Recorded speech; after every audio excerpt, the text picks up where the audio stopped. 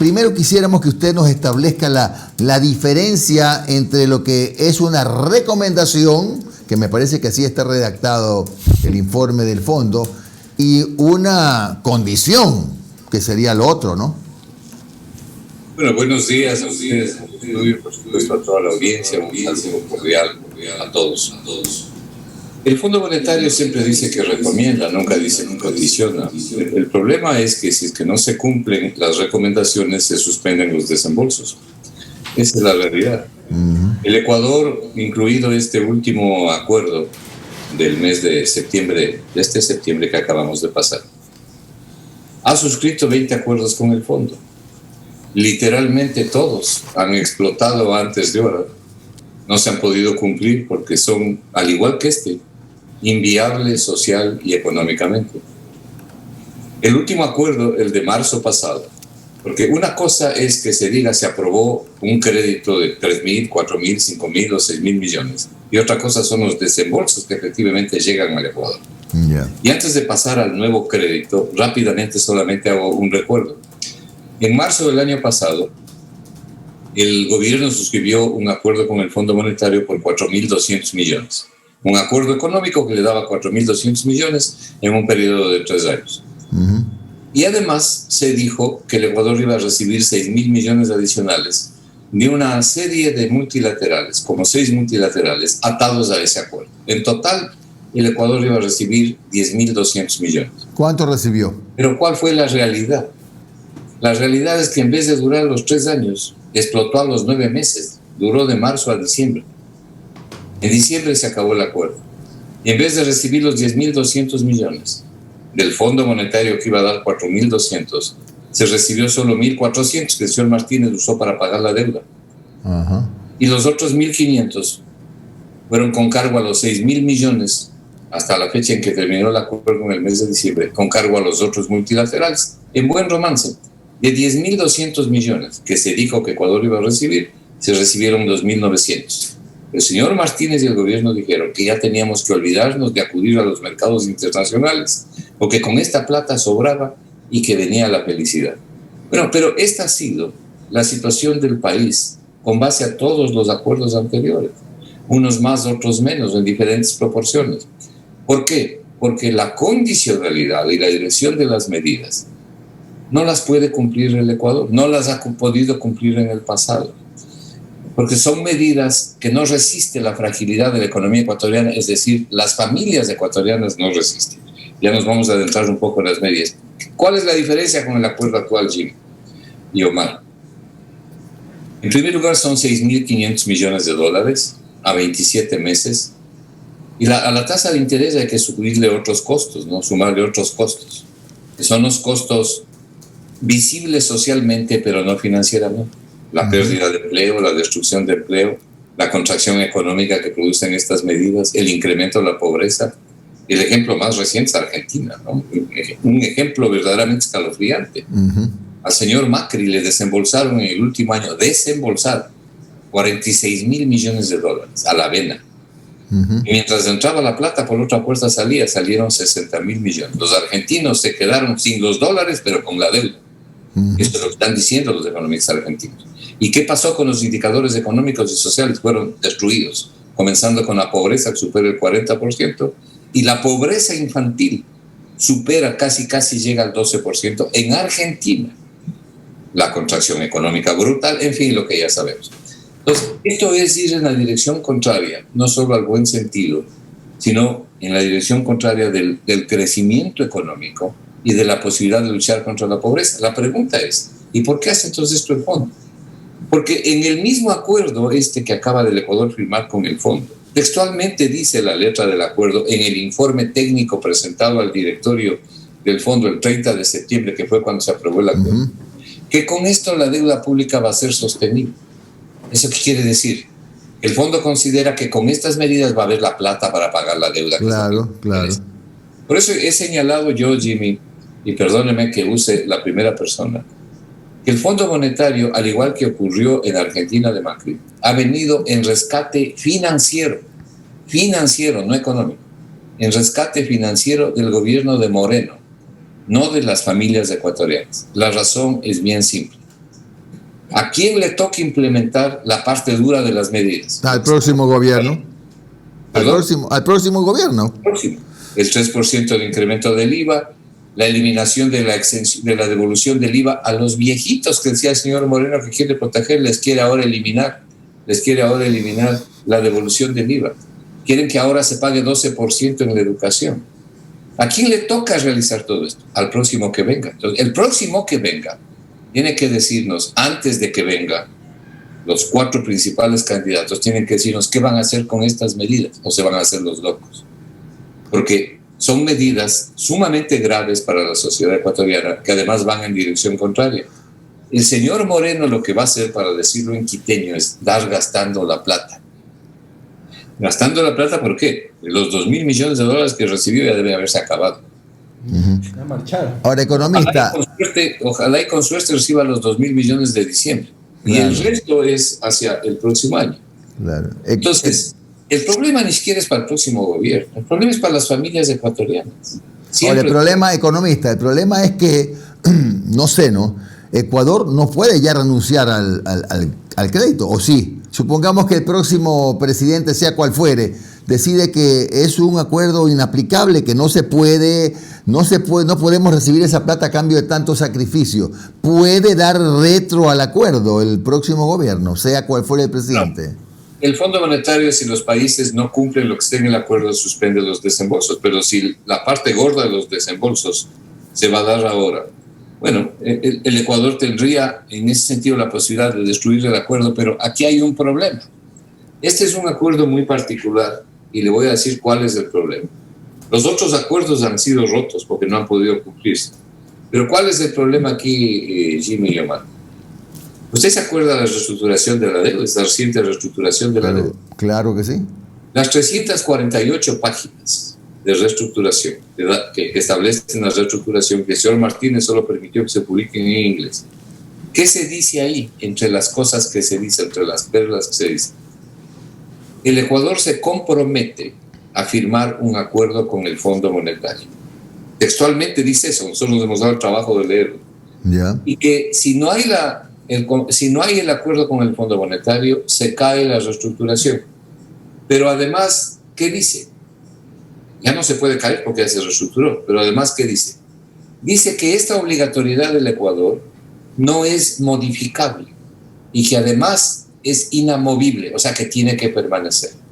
Dicho de otra manera, si el Ecuador se sale del acuerdo con el fondo, ya recibe la plata, pero tiene que implementar ahora las medidas, que es la parte dura del acuerdo.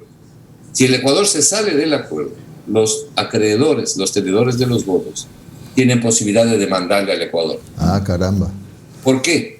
Porque ha firmado el gobierno ecuatoriano un acuerdo de reestructuración que dice que se obliga a tener el acuerdo con el Fondo Monetario. O sea, más o menos una carta de esclavitud.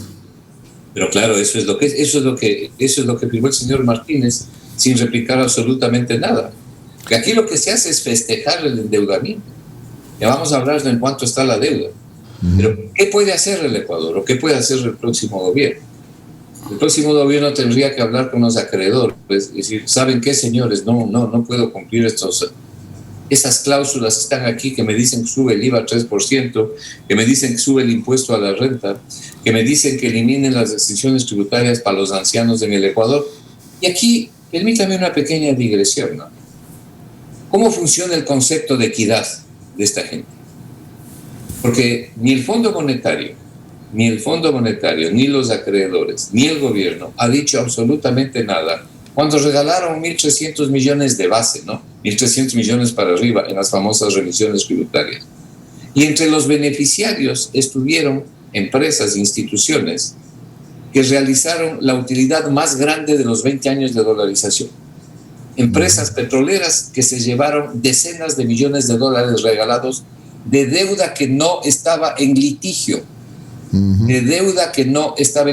sino confirmada que el SRI tenía que cobrar, y que hasta el día de hoy esconde el señor Martínez, y que ojalá Pozo, que viene de la misma beta del señor Martínez, no lo esconda. Entonces, esos dineros les pareció muy bien que sean entregados, pero les parece muy mal que se devuelva el IVA a los ancianos del Ecuador y que se exonere del 12% a la educación. ¿Cómo funciona este concepto de equidad? ¿Qué clase de sentido tienen sobre lo que significa el bien común? Eso es lo que tenemos en el Ecuador, y eso es lo que hay que exigir a los candidatos principales, que aclaren cuál es su posición y no miren para otro lado. Economista, buenos días. Le saludo a Omar Jaén. ¿Cómo está? Buenos días. Gracias por atendernos. Economista, a ver, desde ayer en la mañana que se anunció la salida de Richard Martínez para ir a tener una oficina con vista al Capitolio,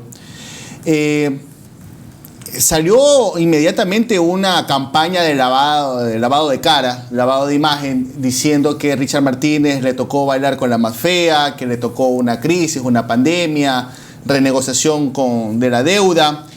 Yo me baso en los números. Realmente, más allá de que me caiga bien o me caiga mal una persona, yo me baso en las cifras. El desempleo está en 2 dígitos, saltó del 3 al 13%, según las cifras a junio del INEC. El subempleo está por el 38%, el empleo pleno se ha desplomado, la pobreza multidimensional también se ha disparado. Pero yo me acuerdo que usted tenía una cifra muy interesante. ¿En cuánto nos endeudó Richard Martínez en sus 28 meses en el Ministerio de Finanzas? 17.000 millones de dólares netos adicionales. 17.000 millones de dólares en 28 meses. 15.000 millones más los 2.000 que acaba de desembolsar el Fondo Monetario en neto. Es decir, lo que se pagó menos lo que se recibió. El incremento neto de la deuda es 17.000 millones. Pero la cifra, el monto de la deuda es lo preocupante. Déjeme señalarle lo siguiente. Si usted mira la estadística que publica el Ministerio de Finanzas, ellos señalan ahí que el endeudamiento público, hasta antes de los 2.000 millones de dólares con el fondo, hay que sumarle, ¿no? Era 60.000 millones de dólares. Pero luego tienen un capítulo que se llaman otras obligaciones fuera del endeudamiento público, es decir, deudas por pagar, que no las consideran dentro del endeudamiento público porque dicen son deudas que hay que pagar en el año corriente y por lo tanto no les vamos a sumar el endeudamiento. Pero hay que pagar y nadie nos regala la plata. Claro. Entonces, en realidad, la deuda pública ecuatoriana es 65.000 millones de dólares en este rato, más 2.000 del Fondo Monetario que acaba de desembolsar 2.000, 67.000. Pero a eso tiene que sumarle 7.000 millones de dólares pendientes de pago al IES. Entonces estamos hablando de 74.000 millones de dólares. Puede ser, economista, puede ser hasta tonta la pregunta, pero ¿cómo usted califica la gestión de Richard Martínez? Como el peor desastre que le puede haber ocurrido a la política económica del Ecuador. Pero ahí no termina la cosa, sino que hasta que se vaya el señor Moreno, esa deuda al menos va a subir 3.000 millones de dólares más, al menos. Él mismo lo ha dicho, él mismo lo ha anunciado. Quiere decir que el Ecuador y el nuevo gobierno, a mí no me interesa el nuevo gobierno, este no es el problema del nuevo gobierno, es el problema de las familias ecuatorianas. El nuevo gobierno tiene que administrar esto, ¿no? Y nadie podrá hacerse los locos porque saben bien en lo que se están metiendo y saben bien cuál es la situación, así lo estén tapando. El nuevo gobierno tiene que enfrentar una deuda de 77.000 millones de dólares en los términos que acabo de explicar. La pregunta es, ¿está el Ecuador en capacidad de pagar esa deuda? No, no está en capacidad de pagar esa deuda. Y no está en capacidad de pagar esa deuda, porque usted no puede contratar deuda para pagar deuda. Todo tiene un límite y además no alcanza. Estamos viendo que con la plata del fondo no alcanza. El Ecuador necesita un flujo permanente de recursos, no solo para pagar la deuda, pues, sino para reactivar la economía, generar empleo y crecimiento. ¿Y cómo se consigue eso, economista Flores? Y perdón la interrupción. Bueno, ¿y cómo se consigue eso? Usted está pintándonos un panorama desolador, ciertamente que lo es, ¿no? 77.000 millones que no podemos pagar, ok. Pero ¿qué podemos hacer para poder...? Estoy pintando, esas son las cifras. Bueno, está bien, pero ¿qué podemos hacer para pagar y para a la vez reactivar la economía? A ver, le decía que para poder pagar y poder reactivar la economía se requiere un flujo permanente de recursos, no los recursos intermitentes que vienen por un crédito. Se acaba el crédito y sigue el problema, porque se paga algo pero el problema sigue. El flujo permanente es el que permite solucionar esto. ¿De dónde viene ese flujo permanente? Solo viene de una fuente, solo viene de una fuente. Esa fuente se llama crecimiento económico. Porque el crecimiento económico hace que hayan más ventas, más compras, se genere empleo. Solo el crecimiento económico genera empleo y por lo tanto el SRI recauda más. Así es como subsisten los países con buena economía. Y usted puede apalancarse eventualmente en deuda cuando necesita o en determinadas inversiones, en fin. Pero la fuente fundamental es el crecimiento económico, justamente lo que el Ecuador no tiene y ha sido destruido. Entonces, estas medidas que se están planteando apuntan a contraer mucho más del crecimiento económico porque son medidas procíclicas, es decir, que van en dirección de la crisis y no contra la crisis, no son contracíclicas. El Ecuador se encuentra en el punto más bajo de la recesión y el punto más bajo de la recesión se llama depresión. Por lo tanto, necesita medidas contracíclicas de reactivación, meter dinero en la economía. Entonces nos dijeron, pero si no vamos al Fondo Monetario, el Ecuador va a sucumbir porque es el último palo donde podemos abarcarnos. Y nosotros como Foro de Economía decimos que no es verdad. Para empezar, la crisis económica, como cualquier crisis, primero los países no quiebran, pero sí se empobrecen las familias. Esa es la consecuencia de estas crisis, que las familias se empobrecen. El Ecuador tiene salida y tiene buena salida si hace bien las cosas. No lo que dice el coro mediático, se hacen los deberes, porque los deberes son más impuestos. Si es que el Ecuador hace bien las cosas, significa, en primer lugar, gente dirigiendo la economía y dirigiendo el gobierno, gente que no tenga intereses en conflicto y que no gobierne para sus amigos, sino para el bien común, para lograr el bien común. Y dirija la economía sin conflictos, con conocimiento, eficiencia y eficacia. ¿De dónde puede salir la plata? A ver, Jimmy, veamos de dónde puede salir la plata, ¿no? ¿Cuál es la liquidez de la economía ecuatoriana en estos momentos? El Banco Central publica las cifras. Más de 60.000 millones de dólares. Lo que el Foro de Economía ha propuesto reiteradamente es crear un fondo equivalente al 10% de la liquidez de la economía ecuatoriana. Si es que nosotros tenemos unos conductores de la economía que no son capaces de crear un fondo equivalente al 10% de la liquidez de la economía ecuatoriana, deben dedicarse a otra cosa. 10% de la liquidez de la economía ecuatoriana significan 6.000 millones de dólares. Vea que coincide con el crédito del fondo. Claro. Esos 6.000 millones de dólares son obtenidos a través de bonos que emite el Estado, pero no de cualquier bono. Porque el Estado no genera confianza. Hay que generar un bono que exonere de impuestos, que genere confianza y permita además que vengan recursos de ecuatorianos en el exterior a través de la eliminación del pago del impuesto de salida de divisas para la gente que traiga plata para comprar ese bono. Yeah. El diseño está bastante bien hecho y resulta sumamente atractivo. Pero además el país tiene patrimonio. Por ejemplo, le voy a señalar un ejemplo. CNT, que produce utilidad. Se pueden titularizar acciones del CNT para tomar liquidez con límites máximos solo para ecuatorianos o para residentes ecuatorianos, para que el patrimonio de CNT siga manteniéndose en manos del Estado ecuatoriano. Los sectores estratégicos es crucial que permanezcan en manos de ecuatorianos. Que no se los vendan economista, o 35 años, como quiere el ministro de Hidrocarburos. Economista, una explicación rápida para que todos lo entendamos. Esto de titularizar es como que un ciudadano compra acciones, digamos, hacerse accionista de CNT, ¿eso? Sí, señor.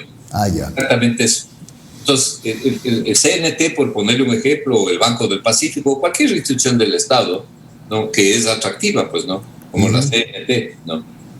Y señores, voy a vender acciones por el equivalente al 30% de mi patrimonio. Voy a emitir aquí 3.000 millones de dólares, o 4.000 o 6.000 en este caso. Y voy a vender estas acciones y van a tener ustedes una utilidad. Aparte de los bonos que puede emitir el Estado, es decir, hay formas de garantizar esos bonos en definitiva y volverlos atractivos. Pero fíjese usted que si usted compra bonos en el Ecuador o si usted realiza una inversión en una institución financiera, lo primero que le cobran, y no solo que le cobran, sino que le retienen, es un impuesto a la renta. Este bono que nosotros diseñamos, ¿no?, eliminaba el pago de todos los impuestos. Si usted tiene unos 10.000 dolaritos por ahí ahorrados y quiere comprar este bono, no tiene que pagar ningún impuesto. Y si esos 10.000 dolaritos los tiene en Chile, en Colombia, en México, en la China o donde quiera y los quiere traer al Ecuador, usted los registra a través de la transferencia a su banco, que vienen para comprar estos bonos, y usted queda liberado del pago del impuesto a la salida de divisas en ese impuesto que además debería eliminarse. Pero mientras subsista, queda liberado del pago del impuesto. Y tiene que pagar una buena tasa. Si el Ecuador ha pagado tasas del 11%, ¿por qué no va a pagar aquí una tasa del 7% o 7,5%? ¿Verdad? Claro. Entonces, resulta atractivo. El Ecuador nunca ha fallado en cumplir las obligaciones en cuanto a intereses se refiere, de la deuda interna. ¿Qué hace con esa plata el Ecuador? ¿Qué hace con esa plata el gobierno? ¿Qué hace con ese fondo? Sostiene a las empresas, pues sostiene el capital de trabajo de las empresas, sostiene el consumo de las familias, genera empleo, genera reactivación, reduce impuestos y el primer año los financia con esta plata para reactivar la economía comienza a crecer, comienzan a reactivarse las ventas y las compras, baja las tasas de interés. Esas son las cosas que hay que hacer y hay como media docena más de medidas contracíclicas que nosotros hemos diseñado. La última economista. No le interesaba. La última pregunta la tiene Omar. Economista, la última interrogante. A ver, Richard Martínez parece que se va becado a Washington por el BID. Él dice que no es banca, que no estaría... Que no es banco, que es banca. Que no es parte de banca. Pero si hemos recibido casi 400 millones del BID, ¿usted cree que estaría violando la Constitución? Y aparte, he escuchado también algunos comentarios sobre esta noción de puertas giratorias, ¿no? Porque, a ver, el señor Martínez vino del comité empresarial, ministro, y ahora va a una agencia bancaria, o sea, una entidad financiera internacional. ¿Usted cómo ve esta situación de que el señor Martínez ahora vaya al BID? Aquí lo que hay que ver es qué es lo que hace la Asamblea, si de una vez se gradúa en la desvergüenza como cuerpo institucional, porque hay legisladores, hombres y mujeres muy valiosos, y permite esto. Mire, la Constitución de la República prohíbe expresamente que un funcionario, un ministro de Estado en este caso, cuando termina sus funciones, sea funcionario de organismos internacionales de los cuales ha recibido crédito. Es evidente, así dice la Constitución, es evidente que el Ecuador no solo que ha recibido, sino que le debe bastante plata al BID. Entonces, el señor Martínez, acostumbrado a mentir, está negando la evidencia. Esto se llama negación de la evidencia. La Constitución le prohíbe por 2 años. La Asamblea tiene la palabra.